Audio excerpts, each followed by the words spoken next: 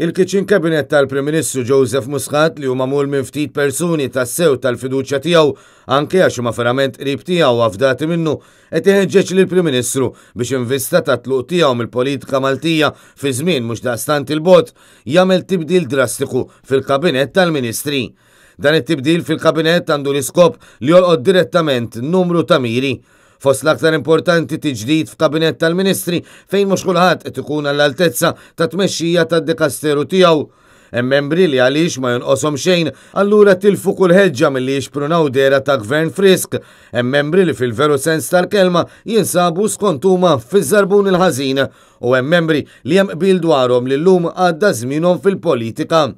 Skop ieħor biex il-Gvern fl-elezzjonijiet tal-għażla tal-membri tal-Parlament Ewropew u tal-Kunsilli Lokali, elezzjonijiet previsti għas-sena d-dieħla jiġifieri ftit ta' xhur biss il-bogħod, ikollu magna qawwija ta' kabinett b'saħħtu li wassal għal kisbiet importanti għall Partit Laburista propju f'dawk l-elezzjonijiet.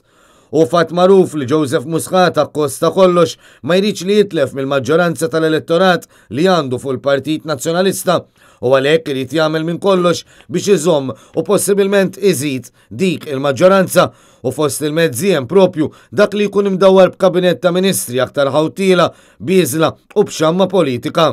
Sorsi li fl-aħħar jiem tkellmu fit-tul mal-medja tagħna fissru li hemm numru ta' fatti li se jkunu qed jiġru fix-xhur li ġejjin.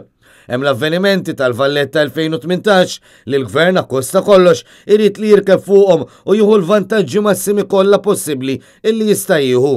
Matul dawn il-ġimgħat li ġejjin, il-Gvern se jkun qed jorganizza għad kbir ta' attivitajiet fil-belt u barra l-kapitali u l-Gvern Laburista se jkun qed juża dawk l-avvenimenti u dawk il-fondi biex jagħmel l-akbar gwadan possibbli minnhom għal skop partiġan favur tiegħu.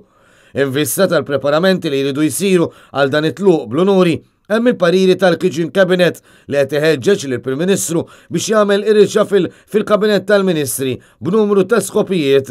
Fost qudiemnet hemm dak li fil-Kabinett tal-Ministri l-ġdid jinħatru numru ta' Super Ministers.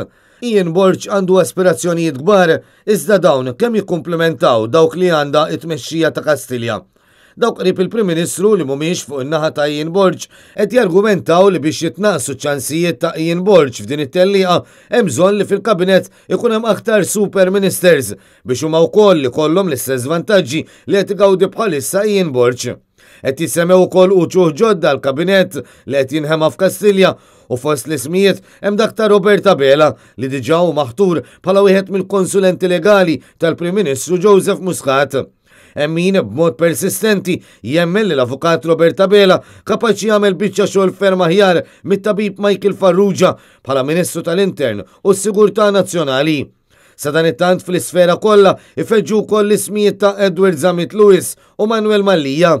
Tal-ewwel qed jinsisti bl-aktar mod diskret u minn taħt li hu għandu jkun wiċċ ta' ritorn fil-Kabinett il-ġdid u wara dak kollu li jagħmel fl-Malta fis-snin li għaddew ma ħaqqux li jibqa' fuq l-iskaffa.